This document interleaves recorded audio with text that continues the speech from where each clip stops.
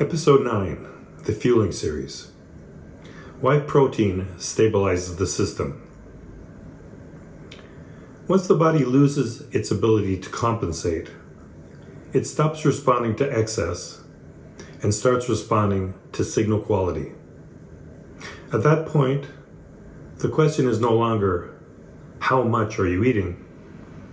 The question becomes, what information are you feeding the system? This is where protein matters. Not as a diet, not as a trend, but as a biological signal.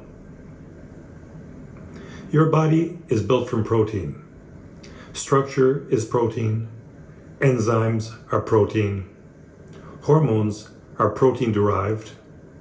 Neurotransmitters are protein-dependent. Repair requires amino acids. Before anything else, the system must meet its structural needs. This is not opinion.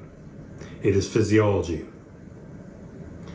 The brain tracks protein intake independently from calories and volume. Until sufficient amino acids are available, the system remains in a state of seeking. This is known as protein leverage. When dietary protein is low or poorly bioavailable, the body drives hunger upward to meet its requirement. Not for energy, for structure. This is why people can feel full, bloated, and overfed, yet still hungry. Volume does not satisfy protein demand. Fiber does not satisfy protein demand. Carbohydrates do not satisfy protein demand. Only amino acids do. When protein intake is diluted by carbohydrate-rich or processed foods, the system compensates by eating more.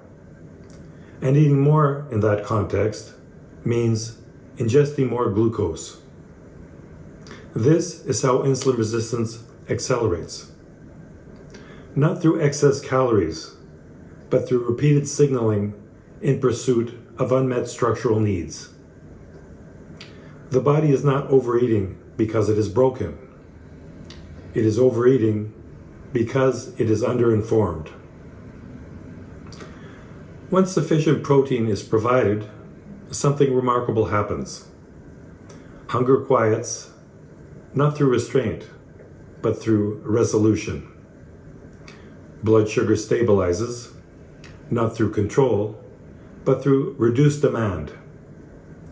Energy becomes steady, not because calories increase, but because signaling noise decreased. Protein does not spike insulin the way glucose does.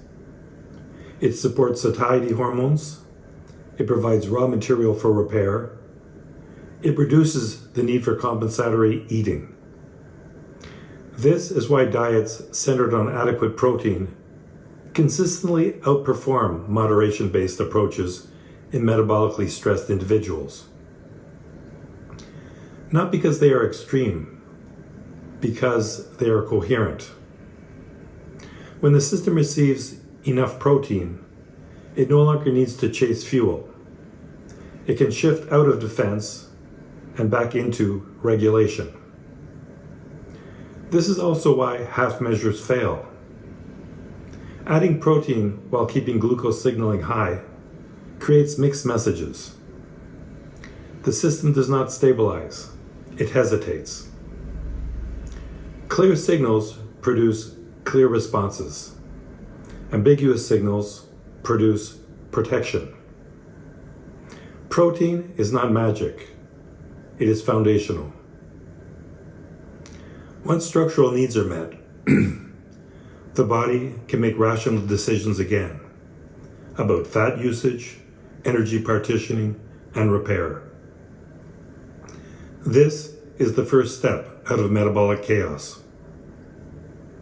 In episode 10 of the Fueling series, we'll address the most common objection people have at this stage. Why just adding protein often fails, and how anti-nutrients, gut permeability, and immune activation can block the very adaptation people are trying to achieve.